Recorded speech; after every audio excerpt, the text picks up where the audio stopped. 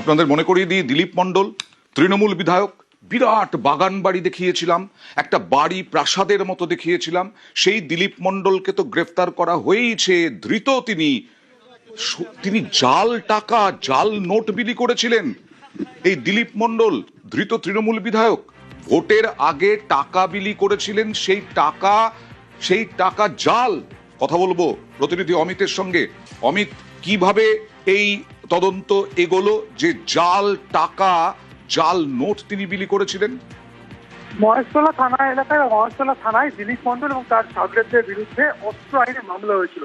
সেই মামলায় তিনজনকে গ্রেপ্তার করা হয়েছিল। তিনজনকে জিজ্ঞাসাবাদ করে বা জেরা করে পুলিশ জানতে পারে যে ভোটের আগে এলাকাতে, অর্থাৎ বিষ্ণুপুরে তিনি যেহেতু বিধায়ক, সেই এলাকাতে আগ্নেয়াস্ত্র তার সাগরেদকে সাপ্লাই করেছিলেন এবং একই সঙ্গে ভোটারদেরকে ঘুষ বাবদ টাকা বিলি করা হয়েছিল দিলীপ মণ্ডলের তরফ থেকে।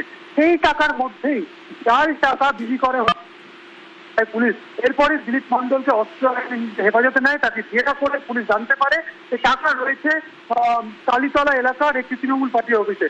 সেখানে পুলিশের তরফে অভিযান চালানো হয় এবং সেখান থেকে যে টাকা উদ্ধার হয়েছে 1,20,00,000 টাকা মূল্যের যে টাকা উদ্ধার হয়েছে তার জাল নোট বলে কিন্তু দাবি করা হচ্ছে পুলিশের তরফে। তোমায় জানিয়ে রাখবো, ইতিমধ্যে দিলীপকে নিজেদের কাস্টাডিতে নিয়েছে এবং এই জাল নোট কোথা থেকে এলো, জাল নোট তাদের মধ্যে বিলি করা হয়েছে, কত টাকা বিলি হয়েছে জাল নোট, সমস্তটা তদন্ত করে দেখা হচ্ছে পুলিশের তরফে। বেশ, তুমি থাকো সঙ্গে। আরো একটি খবর আছে।